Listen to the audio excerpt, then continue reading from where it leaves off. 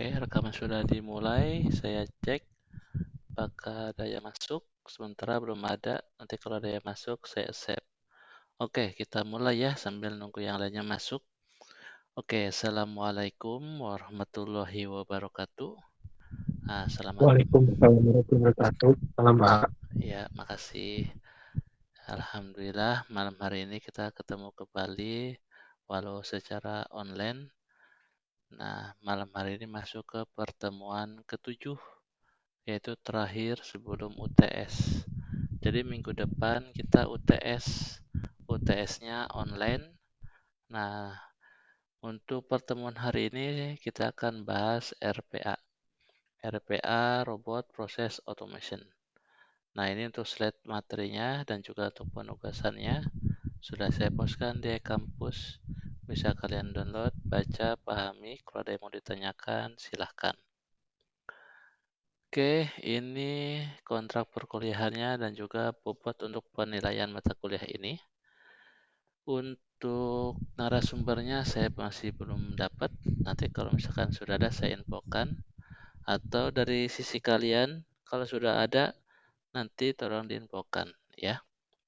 Dan minggu depan kita UTS. UTS-nya berupa presentasi kelompok untuk menjelaskan proyek otomasinya.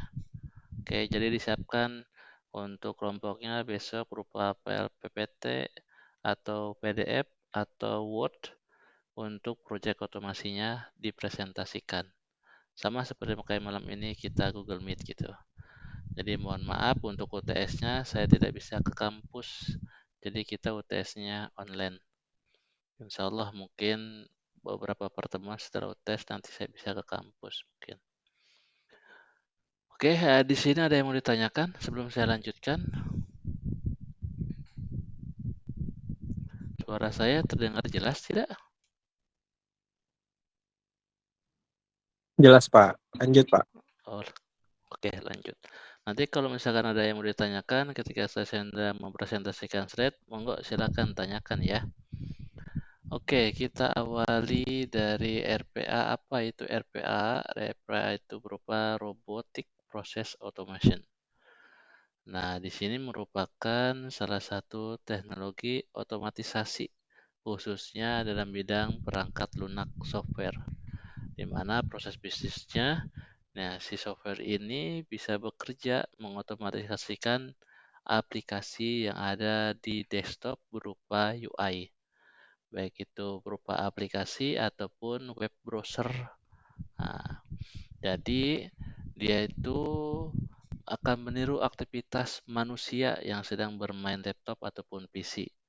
Khususnya di Windows ya, saya sendiri belum pernah mencoba untuk yang di Linux atau di Macintosh bisa atau enggaknya. Nah, di sini nantinya bisa klik menjalankan aplikasi, mengedit, ataupun yang lainnya.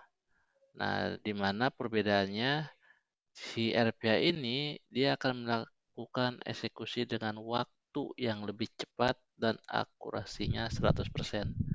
Jadi nggak ada mikir-mikir, salah klik, salah ketik, seperti itu.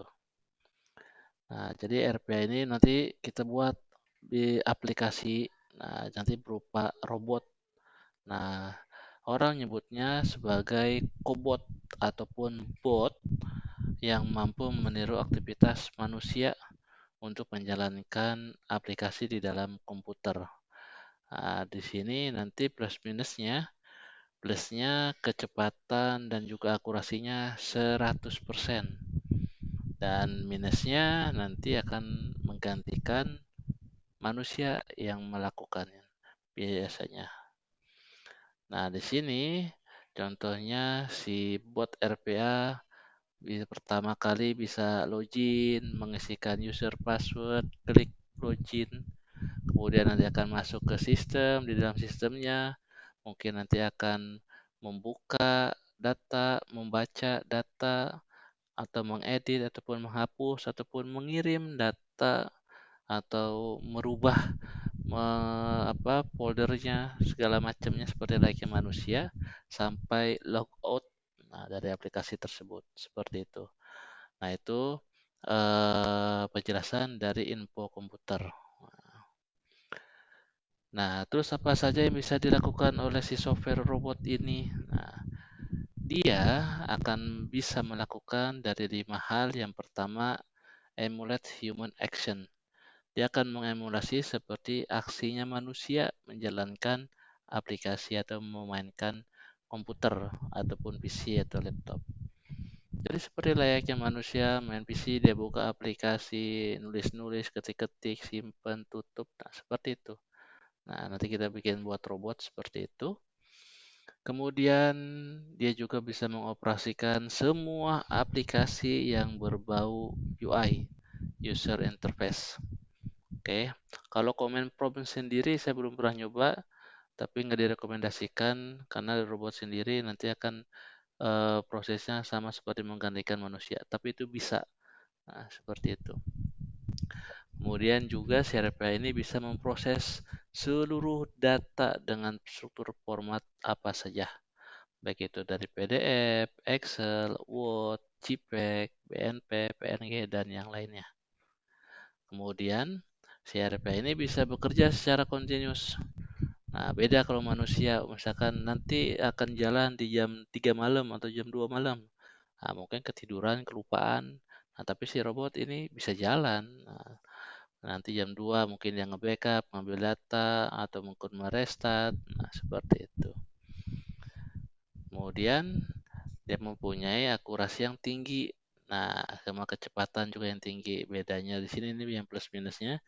Dimana kalau manusia mungkin salah ketik, atau salah klik, atau double klik. Nah, tapi ini sesuai yang kita buat. Nah, robotnya jadi sesuai yang diperintahkan.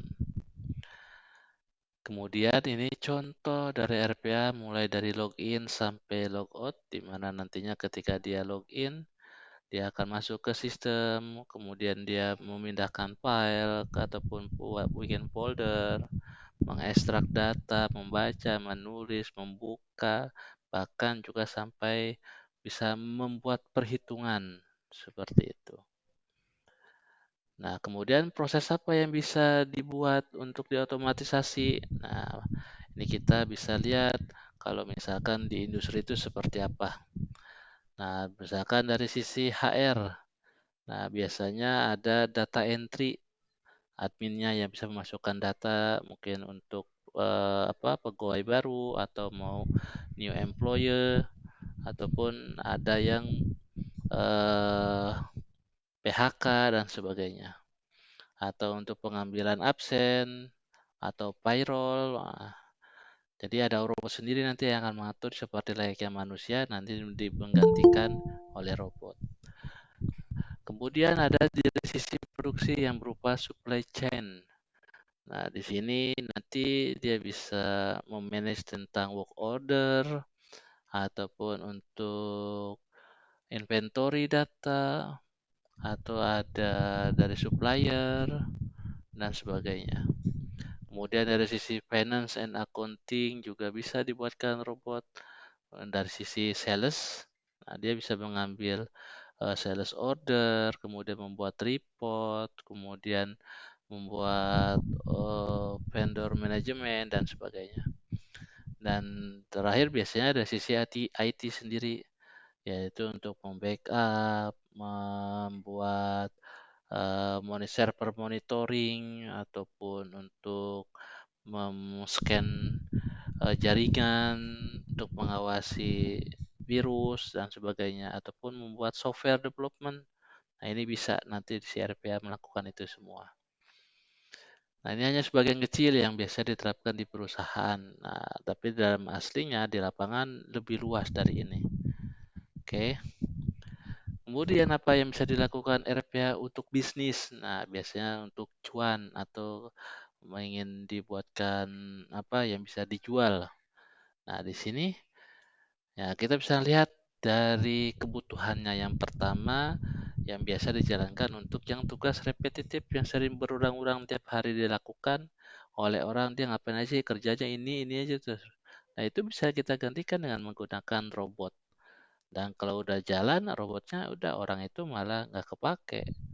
Nah, makanya sekarang admin-admin itu udah mulai dihilangkan ataupun kayak customer service seperti itu, digantikan dengan robot. Kemudian bisa dilihat dari cara implementasi yang relatif cepat. Nah, ini bisa dilihat proses-prosesnya. Nanti untuk implementasinya bisa lebih cepat atau tidak dari sebelumnya. Apakah dia efisien untuk mengotomatisasi prosesnya. Nah, termasuk kalau misalkan kayak macam di HR. Nah, seperti itu. Kemudian bisa dilihat dari skalabilitasnya. Nah, skalabilitasnya ini nanti disesuaikan dengan skala penggunaannya. Nah, nanti penggunaannya apakah secara masif atau tidak, tergantung nanti sesuai kebutuhan. Dan yang terakhir tentu nantinya akan menggantikan resistansi karyawan. Yang mana tadi jadi dilakukan oleh orang, digantikan oleh robot. Nah, pekerjaan yang tadinya manual sudah dibuat otomatisasi. Jadi seolah-olah kita punya anak buah, tapi anak buahnya virtual seperti itu. Oke. Kemudian tahapan pengembangan RPA-nya seperti apa kalau kita ingin mendevelop. Nah, ini ada jalurnya. Jadi nanti kita akan pelajari bagaimana kita membuat robot atau RPA. Mulai yang pertama kita harus mendiscovery. Jadi kita harus buat spesifikasinya sendiri, dia mau ngapain si robot ini. Nanti dia kerjainnya apain. Misalkan untuk mengecek email berarti dia harus login dulu. Kemudian kalau udah login dia ngecek ada email baru nggak. Kalau ada email baru nanti dia buka emailnya seperti apa. Apakah perlu atau tidak. Kalau tidak mungkin diabaikan, dihapus. Kalau misalkan perlu, nah itu bisa dibaca, dilakukan. Kemudian mungkin di replay emailnya. Seperti itu. Kemudian kalau udah selesai, log out, keluar dari emailnya. Seperti itu. Nah, di situ nanti kita build up. Nah, kemudian kita bikin robot virtual, kita manage prosesnya sampai kita bisa jalankan running aplikasinya. Kemudian ketika kita jalankan running, nah ini mode engagement-nya. Nah, kita nanti trial and error. Kita tes, kita sesuaikan. Kalau ada yang error, kita benarin. Sesuai nanti kalau misalkan sudah sesuai di pengukurannya, nah baru nanti kita monitor dalam satu hari seperti apa robotnya bekerja. Dalam satu minggu, dalam satu bulan, atau beberapa bulan, sampai nanti ditinggalkan sampai 1 tahun robot itu terus bekerja. Nah, seperti itu. Nah, prospeknya untuk perkembangan RPA di Indonesia seperti apa? Nah, ini saya mengambil data di mana dari laporan jurnal McKinsey and Company di tahun September 2019, 16% aktivitas pekerjaan saat ini di Indonesia akan diotomatisasi pada tahun 2030. Nah, sekarang baru 2025. Nah, ini kemungkinan ini juga sudah mulai. Nanti 2030 sebanyak 23 juta pekerjaan akan hilang dan digantikan oleh robot. Nah, oleh otomatisasi seperti itu. Jadi kita harus siap-siap. Nah, minimal kita punya skill. Nah, gimana nanti kita bisa berperan aktif dalam pembangunan negara seperti itu. Nah, ini saya mengambil capture dari presiden kita yang sebelumnya, Jokowi. Nah, ketika masih Menteri Menkonya Ibu Sri Mulyani, di mana di Kemenaker memprediksi ada 20.000 tenaga kerja digantikan oleh robot. Nah, dan sekarang sudah diterapkan di industri-industri termasuk di tempat saya. Nah, kemudian juga Ibu Sri profesi akuntansi digantikan oleh robot. Nah, ini udah diterapkan. Nah, kalau misalkan kalian belajar bermain saham, reksadana, nah itu biasanya ada manajer investasi. Nah, manajer investasinya itu udah robot sekarang, bukan orang lagi, bukan jasa konsultan lagi. Nah, seperti itu. Oke, nah kalau misalkan semuanya dipakai robot, terus kerjaan kita manusia apain? Nah, di sini bisa kita bedakan ya antara robot dan manusia, di mana robot nanti tendensiusnya hanya harus bekerja. Oke, di mana dia nanti mengkoleksi data, mengentry data, menstorkan file, itu 100% fokus di pekerjaannya, di mana nanti tidak ada error dalam melakukannya. Nah, sedangkan manusia ngapain? Nah, manusia lah yang akan memanage itu semua, yang akan menjembatani dari satu proses ke proses berikutnya. Kemudian si robot setelah ini mau ngapain? Apakah nanti datanya mau diolah ataupun seperti apa, tergantung nanti manusia ataupun si developer yang akan membuatnya. Oke. Nah, ini kebutuhan yang ada di luar negeri. Nah, makanya pernah saya sampaikan di mana kalau kalian bisa menguasai RPA, nah itu di luaran di Australia, Kanada, Swiss, nah itu terpakai aplikasi pembuat robot ini. Di mana di tahun 2030 itu sekitar 2, billion atau 1,2 juta itu lowongan untuk RPA. Nah, oke, dari sini ada yang mau ditanyakan sebelum saya lanjut? Mungkin suara saya jelas tidak? Halo. Jelas, Pak. Jelas, Pak. Oke. Kalau misalkan ada yang mau ditanyakan, silakan tanyakan ya. Walau tidak ada, saya lanjutkan. Dan ini future. Nah, kedepannya nanti RPA ini bahkan menggantikan pekerjaan manusia yang dimana pekerjaannya banyak yang orangnya. Salah satunya misalkan contohnya perawat. Jadi kalau di rumah sakit tuh banyak sekali perawat-perawat itu bekerja dari pagi ke pagi hampir 24 jam dengan tendensius yang berbagai shift. Nah, itu bisa nanti digantikan oleh robot di mana mungkin pekerjaannya untuk perawat dalam beberapa jam itu untuk mengambil darah, sampel darah, kemudian tensi orang. Nah, itu bisa digantikan nanti sama robot dan robot nanti akan melakukan pekerjaan seperti layaknya perawat dan juga akan mengirimkan datanya ke tenaga ahli ataupun dokter. Nah, salah satunya itu dan masih banyak yang lain, khususnya kalau di dunia industri, manufaktur, nah itu akan menggantikan beberapa operator pun admin yang biasa dikerjakan tiap hari sama semua seperti itu. Oke, kemudian di mana kita belajar RPA? Nah, di mata kuliah ini di otomasi sistem, insya Allah nanti akan saya ajarkan RPA semudah mungkin, sejelas mungkin nanti akan saya sampaikan supaya kalian juga bisa. Nanti kita akan belajar di Akademi UiPath. Nah, di sini merupakan tool untuk kita pelajari yang namanya robot process automation. Gratis. Nah, ada pun berbayar, tapi itu versi yang advance. Nah, gratis versi yang community. Di mana juga ada trainingnya ataupun ada institutnya. Jadi, university online.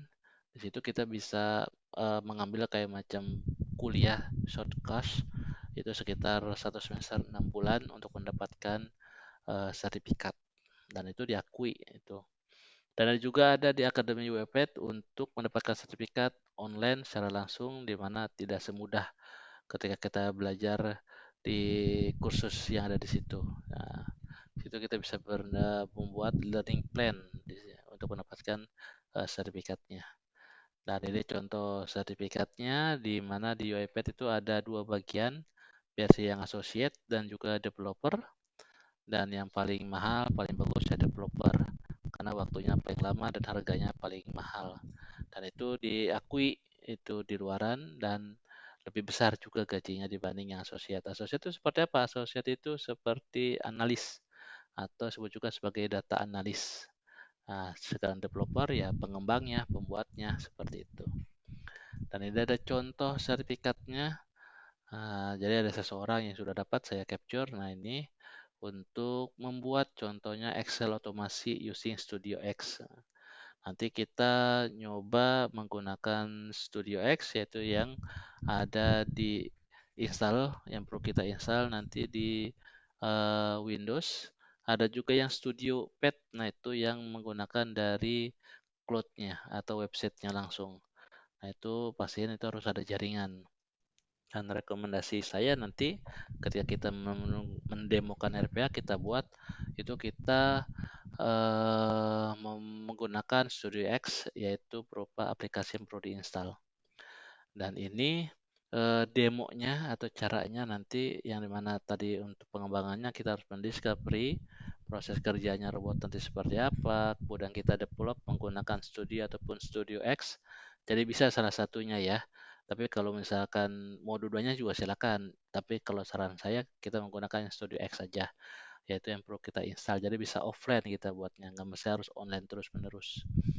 Kemudian nanti bisa kita simpan di online berupa di cloud-nya platformnya UiPath ataupun offline yang ada di laptop kita.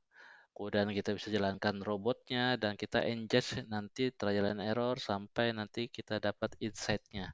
Ketika semua sudah terukur aman, bagus, sesuai yang kita inginkan. Yaitu goalnya seperti itu. Oke, dan ini user profile dan approach-nya. Jadi nanti ini perbedaan antara Studio X dan juga Studio UiPath, di mana ada beberapa versi nanti yang kita gunakan versi yang gratis yaitu berupa community. Ada yang juga yang berbayar berupa advance. Perbedaannya nanti kita tidak bisa mengenkapsulasi menjadi installer, kemudian tidak bisa bermain tentang AI, khususnya menggunakan computer vision ataupun data mining. Jadi kita bikin robot kayak seperti manusia biasa saja yang simple, yang bisa mengisi data, kemudian mengklik, kemudian kita mengambil data, scraping, dan bisa menyimpan ataupun bisa melakukan print screen ataupun print file seperti itu. Dan ini merupakan linknya dari Akademi UiPath. Jadi kalau mau klik, nah ini akan diarahkan ke websitenya UiPath. Di sini kalian harus register terlebih dahulu, login, daftar, sign up, itu gratis menggunakan email. Nah, nanti kalau sudah masuk, udah terdaftar, kalian bisa download. Nah, contohnya seperti ini nama saya, kemudian sign out. Nah, ini udah kalau ini berarti udah masuk, udah sign in. Nah, di sini kalian bisa download Studio. Nah, di sini nanti akan mendownload filenya yaitu namanya UiPath Studio Cloud. Nah, ini nanti kalau udah selesai, ini bisa kita install di sini di komputer. Oke. Nah, selanjutnya ini double klik UiPath Studio-nya kita install. Nah, kemudian nanti akan ada pilihan di awal yaitu yang quick for community user, rekomendasi yang kita gunakan untuk yang gratis, yang berbayar, yang custom untuk interface ataupun advanced user. Jadi kita coba yang gratis dulu.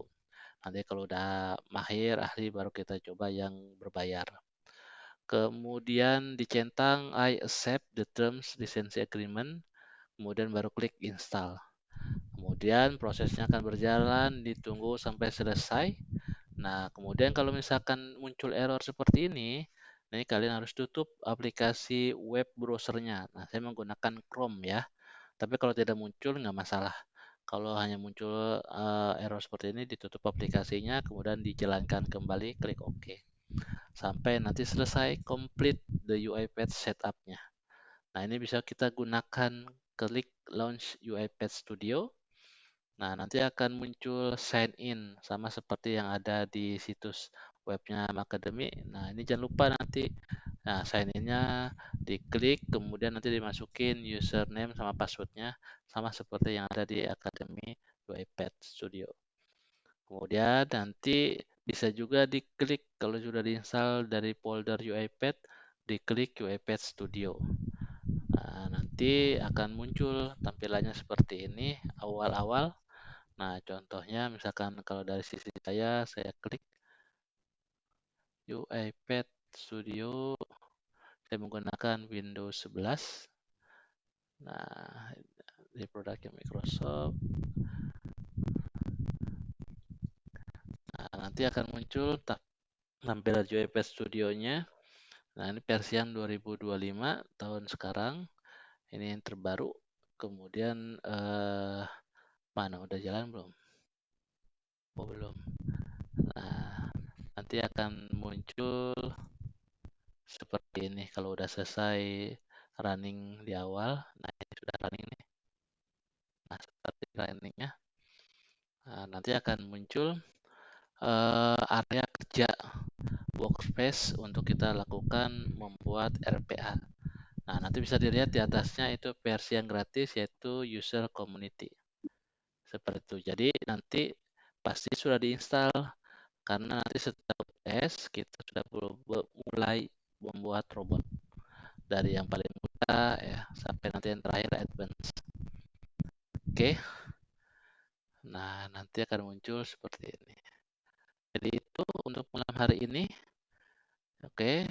Dan ini ada tugasnya bikin video untuk cara instalasi UiPath Studio, kemudian dipostkan di media sosial kalian, kemudian nanti di copy pastekan di Word ataupun PDF untuk nomor 1, nanti dikirimkan di pertemuan ke-7 untuk tugasnya.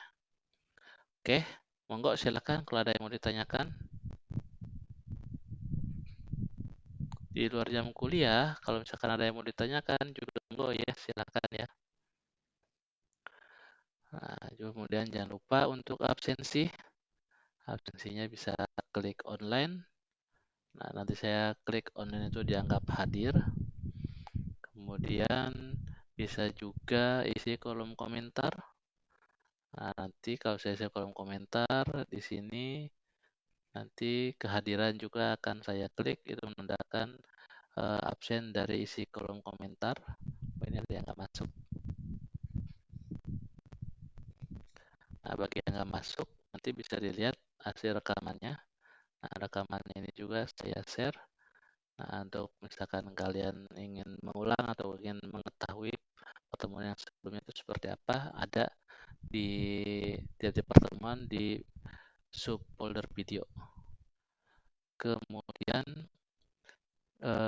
atau juga bisa diklik dari absensi di tiap pertemuan yang sedang berlangsung. Khususnya untuk malam ini itu pertemuan ke-7. Oke, kemudian jangan lupa untuk tugasnya. Tugasnya itu individu ya, sendiri-sendiri. Nah, itu paling lambat sebelum UAS. Jadi masih lama, tapi jangan lupa. Kemudian minggu depan kita UTS. UTS-nya kelompok, yaitu bisa sendiri, berdua, bertiga, berempat, maksimal berlima. Nah, nanti UTS-nya kita presentasi, tiap-tiap kelompok presentasikan tugas otomasinya. Nah, itu mau buat apa nih untuk proyek otomasi sistemnya? Nah, itu tinggal dipresentasikan. Jadi besok klik online. Nah, jadi kita UTS-nya online dan presentasikan untuk proyek otomasinya per kelompok. Oke, itu dari saya. Nah, ini seperti ini. UiPath Studio Community. Nah, monggo silakan kalau ada yang mau ditanyakan.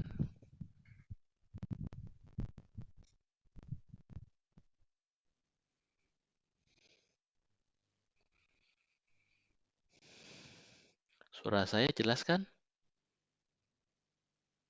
Pak, maaf, Iya. berarti nanti pas UTS itu cuman ininya aja ya, presentasi apa yang mau dirancang kita. Iya, jadi untuk UTS-nya baru sekedar desain dan perancangan untuk proyek otomasinya. Jadi belum implementasi, belum demonya. Nanti demonya saat UAS. Yang mau dibuat apa? Nah, seperti itu. Oh iya, baik. Terima kasih, Pak. Iya, sama-sama. Monggo silakan yang lainnya. Kalau misalkan suara saya kurang jelas, diinfokan ya. Kalau ada yang mau ditanyakan, tanyakan. Benar loh istilah itu, malu bertanya sesat di jalan itu benar.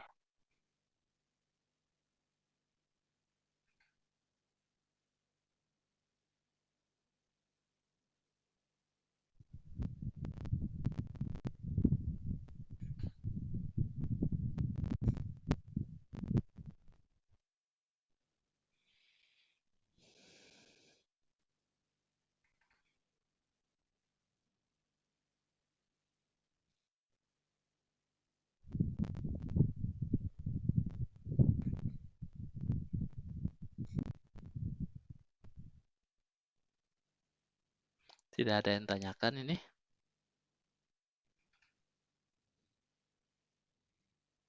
Suara saya jelas kan? Jelas, Pak. Cukup. Ya. Mungkin nanti kalau ada pertanyaan bisa chat Bapak atau gimana, mungkin gitu ya, Pak. Iya, nanti kalau di luar jam kuliah, kalau ada yang mau ditanyakan, silakan bisa di WA grup, bisa chat langsung japri saya, ataupun bisa kirim email ke saya. Nah, ini ada di akhir slide itu untuk nomor HP sama email saya. Oke. Kalau tidak ada, saya tutup. Nanti kita ketemu lagi minggu depan. Nah, minggu depan UTS online. Oke, jadi persiapkan untuk file PPT-nya atau Word-nya atau PDF-nya untuk kalian presentasikan proyek otomasinya. Untuk UTS dan UAS kelompok. Kalau untuk tugas itu individu ya. Seperti itu. Oke, kalau gitu saya akhiri untuk malam hari ini. Kita ketemu lagi nanti minggu depan UTS. Saya akhiri wabillahi taufiq wal hidayah. Wassalamualaikum warahmatullahi wabarakatuh. Waalaikumsalam warahmatullahi wabarakatuh. Terima kasih, Pak.